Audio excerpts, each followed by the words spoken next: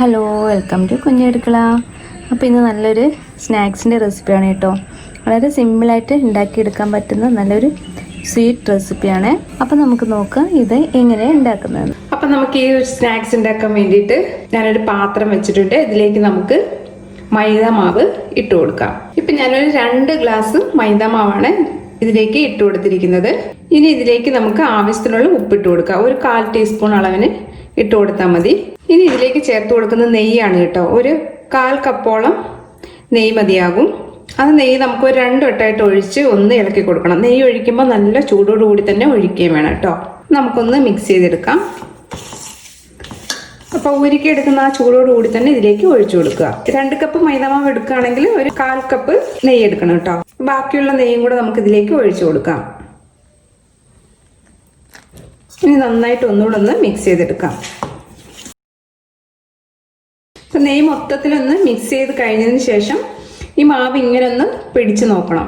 അപ്പോൾ നമ്മൾ കൈ കൊണ്ട് ഇങ്ങനെ പിടിക്കുമ്പോൾ ഉടയാത്ത രീതിയിൽ ഇതേപോലെ നമുക്ക് കിട്ടണം കേട്ടോ. നമ്മൾ പുട്ടിനൊക്കെ മാവ് ഒന്ന് നനച്ചിട്ട് ഇതേപോലെ ഒന്ന് പിടിച്ച് നോക്കില്ല അതിൻ്റെ പാകം, അതേപോലെ തന്നെ ഈ മാവും ഒന്ന് ഈ നെയ്യ് ഒഴിച്ച് ഒന്ന് മിക്സ് ചെയ്തതിന് ശേഷം ഇങ്ങനെ ഒന്ന് പിടിച്ച് നോക്കണം കേട്ടോ. ഇനി നമുക്കിതിലേക്ക് കുറേശ്ശെ വെള്ളം ഒഴിച്ച് മാവ് നന്നായിട്ട് കുഴച്ചെടുക്കാം. അപ്പോൾ പച്ചവെള്ളം ഒഴിച്ച് കൊടുത്താൽ മതി കേട്ടോ. അപ്പോൾ കുറേശ്ശെ വെള്ളം ഒഴിച്ചിട്ട് നമ്മൾ ചപ്പാത്തി മാവിനൊക്കെ കുഴക്കില്ലേ, ആ ഒരു പാകത്തിന് കുഴച്ചെടുത്താൽ മതി. കുഴച്ചെടുക്കുമ്പോൾ നന്നായിട്ട് സോഫ്റ്റായിട്ട് തന്നെ കുഴക്കണം. നല്ല പ്രസ് ചെയ്ത് തന്നെ കുഴച്ചെടുക്കണം. ഇപ്പം ഞാൻ മാവ് നന്നായിട്ട് കുഴച്ച് വെച്ചിട്ടുണ്ട്. നല്ല സോഫ്റ്റായിട്ട് തന്നെ കുഴക്കണം കേട്ടോ. അപ്പോൾ നല്ല സോഫ്റ്റായിട്ട് കുഴയ്ക്കുമ്പോൾ നമ്മളുടെ ഈ സ്നാക്സ് വന്നിട്ട് നല്ല ക്രിസ്പി ആയിട്ടിരിക്കും. അപ്പം അതുകൊണ്ടാണ് നല്ല അമർത്തി സോഫ്റ്റായിട്ട് കുഴക്കണം എന്ന് പറയുന്നത്. അപ്പോൾ ഈ ഒരു രീതിയിൽ ഞാൻ കുഴച്ച് വെച്ചിട്ടുണ്ട്. ഇനി നമുക്കിതൊരു 20 മിനിറ്റ്സ് ഒന്ന് റെസ്റ്റ് ചെയ്യാൻ വേണ്ടിയിട്ട് വെക്കാം കേട്ടോ. മാവ് ഡ്രൈ ആവാതിരിക്കാൻ ഒന്ന് അടച്ചു വെക്കുക. അപ്പം മാവ് നമ്മൾ റെസ്റ്റ് ചെയ്യാൻ വെച്ച സമയം കൊണ്ട് നമുക്ക് ഈ പഞ്ചസാര ഒന്ന് പാനി കാച്ചിയെടുക്കാം. ഇപ്പം ഞാനൊരു 1.5 ഗ്ലാസ് പഞ്ചസാര എടുത്തിട്ടുണ്ട്. ഇതിലേക്ക് നമുക്ക് ഒരു 1/2 ഗ്ലാസ് വെള്ളം ഒഴിച്ച് ഇതൊന്ന് പാനി കാച്ചിയെടുക്കാം. ഇതിപ്പോൾ ഒരു കമ്പിപ്പദം വേണ്ട കേട്ടോ. ഒരു 1/2 കമ്പിപ്പദത്തിലാണ് നമ്മളിത് പാനി കാച്ചിയെടുക്കുന്നത്. പഞ്ചസാര നന്നായിട്ട് അരിഞ്ഞു വരട്ടെ. 2 കപ്പ് മൈദമാവിന് ഒരു 400 ഗ്രാം പഞ്ചസാര ചേർത്ത് കൊടുക്കണം കേട്ടോ. അതിപ്പോൾ ഞാൻ കുറച്ച് അളവിലായതുകൊണ്ടാണ് കുറച്ച് പഞ്ചസാര ചേർത്ത് കൊടുത്തിരിക്കുന്നത്. ഇപ്പോൾ ഒരു കപ്പിന് 200 ഗ്രാം പഞ്ചസാര അളവിൽ എടുക്കണം കേട്ടോ. ഒരു കപ്പ് എന്ന് പറയുമ്പോൾ ഒരു 250 ml കപ്പിൻ്റെ അളവാണ് ഞാൻ പറഞ്ഞത് കേട്ടോ. അപ്പോൾ 400 ഗ്രാം പഞ്ചസാര എടുക്കുകയാണെങ്കിൽ 1 ഗ്ലാസ് വെള്ളം ഒഴിക്കണം കേട്ടോ. ഇതിപ്പം പാകത്തിനായിട്ടുണ്ട് കേട്ടോ. ഇതിപ്പോൾ ഒരു അരനൂൽ കമ്പിപ്പരുവത്തിന് ആയിട്ടുണ്ട്. നമ്മളിങ്ങനെ എടുക്കുമ്പോൾ ഇതുപോലെ പൊട്ടി വരുന്ന മാതിരി എടുക്കുക. ഇനി നമുക്ക് സ്റ്റവ് ഓഫ് ചെയ്യാം. ഇതിലേക്ക് നമുക്ക് കുറച്ച് ഏലക്കപ്പൊടി ഒന്ന് ഇട്ട് കൊടുക്കാം. ഇനി നമുക്കിതിലേക്ക് ഒരു 1/4 ടീസ്പൂൺ നാരങ്ങ നീരൊന്ന് ഒഴിച്ചു കൊടുക്കാം. പിന്നെ ഒരു 1/4 ടീസ്പൂൺ നാരങ്ങ നീര് ഒഴിച്ചു കൊടുക്കുന്നുണ്ട്. ഇത് തണുത്ത് പോകുമ്പോൾ ക്രിസ്റ്റൽ ആവാതിരിക്കാൻ വേണ്ടിയിട്ടാണ് നാരങ്ങ നീര് ചേർത്ത് കൊടുക്കുന്നത്. ഇപ്പം നമ്മൾ മാവ് കുഴച്ച് വെച്ചിട്ട് ഒരു 20 മിനിറ്റ് ആയിട്ടുണ്ട്. നല്ലതായിട്ട് സോഫ്റ്റായിട്ട് വന്നിട്ടുണ്ട്. ഇനി നമുക്കിത് ഒരു 2 ബോളാക്കി എടുക്കാം. ഈ ബോൾ നമുക്ക് ക്രാക്ക് ഇല്ലാതെ നന്നായിട്ടൊന്ന് ഉരുട്ടിയെടുക്കാം. നമ്മൾ പെറോട്ടയ്ക്കൊക്കെ എടുക്കില്ലേ, അപ്പം ആ രീതിയിൽ നമുക്ക് നന്നായിട്ടൊന്ന് ഉരുട്ടിയെടുക്കാം. ഇനി നമുക്കിതൊന്ന് പരത്തിയെടുക്കാം. ഇപ്പോൾ കൗണ്ടർ ടോപ്പിൽ കുറച്ച് എണ്ണയൊന്ന് തേച്ചതിന് ശേഷം നമുക്കിത് പരത്തിയെടുക്കാം. ആദ്യം കൈ കൊണ്ട് ഇതേപോലെ ഒന്ന് പരത്തിയതിന് ശേഷം നമുക്ക് ചപ്പാത്തിക്കോല് കൊണ്ട് നന്നായിട്ടൊന്ന് പരത്തിയെടുക്കാം. അപ്പോൾ കട്ടി കുറച്ച് പരത്തണം കേട്ടോ. അപ്പം ഈ ഒരു രീതിയിൽ നന്നായിട്ട് കട്ടി കുറച്ച് ഞാൻ പരത്തി വെച്ചിട്ടുണ്ട്. ഇതിലേക്ക് നമുക്ക് കുറച്ച് എണ്ണയൊന്ന് സ്പ്രെഡ് ചെയ്ത് കൊടുക്കാം. അപ്പം ഈ എണ്ണ എല്ലാ വശത്തും ആവുന്ന മാതിരി ഒന്ന് ഇതേപോലെ കൈകൊണ്ട് തന്നെ ഒന്ന് തൂത്ത് കൊടുക്കാം. ഇപ്പം ഷേപ്പ് ഒന്നും നോക്കണ്ട കേട്ടോ. അപ്പോൾ സ്ക്വയറിലായാലും റൗണ്ടിലായാലും എങ്ങനെയായാലും ഒന്ന് പരത്തി എടുത്താൽ മതി. അപ്പം എണ്ണ ഞാൻ തൂത്ത് കൊടുത്തിട്ടുണ്ട്. ഇനി നമുക്കിതിലേക്ക് കുറച്ച് മൈദമാവ് ഒന്ന് സ്പ്രെഡ് ചെയ്ത് കൊടുക്കാം. അപ്പം ഇങ്ങനെ ചെയ്യാനും മറന്നു പോകരുത് കേട്ടോ. നമുക്ക് ലെയേഴ്സൊക്കെ ഒന്ന് കിട്ടാൻ വേണ്ടിയിട്ടാണ് ഇങ്ങനെ ചെയ്യുന്നത്. അപ്പം മാവ് ഞാനൊന്ന് സ്പ്രെഡ് ചെയ്ത് കൊടുത്തിട്ടുണ്ട്.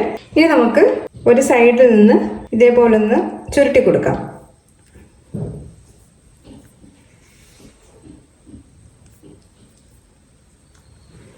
ഇപ്പം എല്ലാ സൈഡും ഒരേപോലെ ചുരുട്ടിയെടുക്കുക. അപ്പം ഈ ഒരു ആ എൻഡിലുള്ള ആ ഭാഗം ഒന്ന് ചെറുതായിട്ടൊന്ന് പ്രസ് ചെയ്ത് കൊടുത്താൽ മതി. ഇത് അങ്ങനെ തന്നെ ഇരിക്കും. ഇപ്പം മൊത്തത്തിൽ ഞാനൊന്ന് ചുരുട്ടിയെടുത്തിട്ടുണ്ട് കേട്ടോ. ഇനി നമുക്കിത് 2ആയിട്ടൊന്ന് കട്ട് ചെയ്തെടുക്കാം. ഇപ്പം ഞാനിത് 2ആയിട്ട് മുറിച്ച് വെച്ചിട്ടുണ്ട് കേട്ടോ. അപ്പം നമുക്ക് ഇതിൻ്റെ ആ എഡ്ജിലുള്ള ഭാഗം ഒന്ന് മുറിച്ച് മാറ്റാം. ഇനി നമുക്കിതൊരു ഈ ഒരു വലുപ്പത്തിൽ ഇത് കഷ്ണങ്ങളാക്കി എടുക്കാം. ഈ ഒരു വലുപ്പത്തിൽ ഇത് കഷ്ണമാക്കി എടുത്തിട്ടുണ്ട്. അപ്പം ബാക്കിയുള്ളത് നമുക്ക് ഇതേപോലെ ഒന്ന് മുറിച്ചെടുക്കാം. ഈ എൻഡിലുള്ള ഭാഗം ഒന്ന് മുറിച്ച് മാറ്റിയിട്ട് ഇപ്പം എല്ലാം ഞാൻ ഇതേപോലെ ഒന്ന് മുറിച്ച് വെച്ചിട്ടുണ്ട്. ഇനി നമുക്കിത് ചപ്പാത്തി കോലുകൊണ്ട് തന്നെ ചെറുതായിട്ടൊന്ന് പരത്തി കൊടുക്കാം. പ്രസ് ചെയ്യാതെ, അധികം ബലം കൊടുക്കാതെ ചെറുതായിട്ടൊന്ന് റോൾ ചെയ്താൽ മാത്രം മതി കേട്ടോ. നമ്മളുടെ ഈ ലെയർ ഒന്നും വിട്ടുപോകാത്ത രീതിയിൽ ചെറുതായിട്ടൊന്ന് റോൾ ചെയ്തെടുക്കുക ഇതേമാതിരി. അപ്പം ബാക്കിയുള്ളത് നമുക്ക് അതേപോലെ ഒന്ന് ചെയ്തെടുക്കാം. അമർത്തി പ്രസ് ചെയ്യണ്ട കേട്ടോ. ജസ്റ്റ് ബലം കൊടുക്കാതെ അതിൻ്റെ മേളിൽ കൂടെ ഒന്ന് പ്രസ് ചെയ്താൽ മാത്രം മതി. ഈ ഒരു രീതിയിൽ. ഇപ്പോൾ വലിപ്പമൊക്കെ നിങ്ങളുടെ ഇഷ്ടത്തിന് വലുതോ ചെറുതോ ആക്കാം കേട്ടോ. അപ്പം ഞാൻ ഇതേപോലെ തന്നെ എല്ലാം ഒന്ന് റോൾ ചെയ്ത് വെച്ചിട്ടുണ്ട്. ഇനി നമുക്കിത് എണ്ണയിലിട്ടൊന്ന് വറുത്തെടുക്കാം. ഇപ്പം ഞാൻ കടായി വെച്ചിട്ടുണ്ട്. ഇതിലേക്ക് നമുക്ക് വറുക്കാൻ ആവശ്യത്തിനുള്ള എണ്ണ ഒഴിച്ചു കൊടുക്കാം. നന്നായിട്ട് മുങ്ങിക്കിടക്കണം കേട്ടോ. അതിനനുസരിച്ചുള്ള എണ്ണ ഒഴിച്ചു കൊടുക്കണം. എണ്ണ നന്നായിട്ടൊന്ന് ചൂടായി വരട്ടെ. അപ്പം ഞാനിത് എണ്ണയിലേക്ക് ഇട്ട് കൊടുത്തിട്ടുണ്ടായിരുന്നു കേട്ടോ. ക്യാമറ ഓഫായി പോയതാണ്. എണ്ണ നന്നായിട്ട് ചൂടായതിനു ശേഷം ഇതിലേക്ക് ഇട്ട് കൊടുക്കുക. ഇട്ട് കൊടുത്തതിന് ശേഷം ഒരു മീഡിയം ടു ലോ ഫ്ലെയിമിലേക്ക് ഫ്ലെയിം മാറ്റി കൊടുക്കണം കേട്ടോ. ഹൈ ഫ്ലെയിമിലിട്ട് വറുത്തെടുക്കരുത്. അതേപോലെ ചെറുതായിട്ട് തിരിച്ചും മറിച്ചു വിട്ടിട്ട് ഒരു ലൈറ്റ് ബ്രൗൺ കളർ ആവുന്നിടം വരെ വറുത്തെടുത്താൽ മതി. ഇതേപോലെ ഇടയ്ക്കൊന്ന് മറിച്ചിട്ട് കൊടുക്കണം കേട്ടോ. അപ്പം നിങ്ങൾക്ക് ഈ ഒരു കുറച്ചും കൂടെ വലുപ്പം വേണമെങ്കിൽ ആ ഒരു രീതിയിൽ കട്ട് ചെയ്തെടുക്കാം കേട്ടോ. അപ്പം ഞാൻ ചെറുതായിട്ടാണ് മുറിച്ചെടുത്തിരിക്കുന്നത്. അപ്പം ഈ ഒരു പാകം മതിയാവും. ഈ ഒരു ലൈറ്റ് ബ്രൗൺ കളർ ആകുമ്പോൾ നമുക്കിത് എണ്ണയിൽ നിന്ന് മാറ്റാം കേട്ടോ. അപ്പം ഇത് നമുക്ക് എണ്ണയിൽ നിന്ന് മാറ്റാം. ഇതിപ്പോൾ നമുക്ക് നേരെ നമ്മൾ ഉണ്ടാക്കി വെച്ചിരിക്കുന്ന പാനിലേക്ക് ഇട്ട് കൊടുക്കാം. ഇത് നമുക്കിതൊരു 30 സെക്കൻഡ് ഇതിലേക്ക് ഇട്ട് കൊടുക്കണം കേട്ടോ. 30 സെക്കൻഡ് ഇതിലേക്ക് ഇട്ട് ഇത് രണ്ട് വശവും നന്നായിട്ട് ഇതേപോലെ തിരിച്ചും മറിച്ചും ഇട്ട് അപ്പോൾ അതെല്ലാം ഇതിലേക്ക് പിടിക്കുന്ന മാതിരി ഒന്ന് ഇളക്കി കൊടുക്കണം. പഞ്ചസാര പാനി ഒരു ചെറിയ ചൂടുണ്ടായിരിക്കണം കേട്ടോ. അപ്പം ചൂട് ആറിപ്പോയിട്ടുണ്ടെങ്കിൽ ചെറുതായിട്ടൊന്ന് ചൂടാക്കിയതിന് ശേഷം ഇതിലേക്ക് ഇട്ട് കൊടുത്താൽ മതി. ഒരു 30 സെക്കൻഡ് ഇതിൽ ഇട്ട് കൊടുത്താൽ മതി. ഇനി നമുക്കിത് ഇതിൽ നിന്ന് മാറ്റാം. അപ്പം ബാക്കിയുള്ളത് നമുക്ക് ഇതേപോലെ ഒന്ന് ചെയ്തെടുക്കാം.